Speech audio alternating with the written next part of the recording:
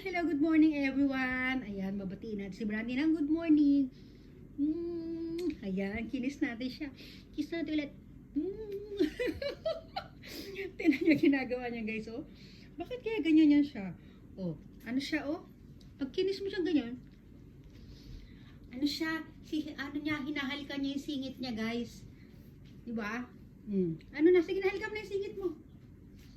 Tingnan natin ang gagawin niya na.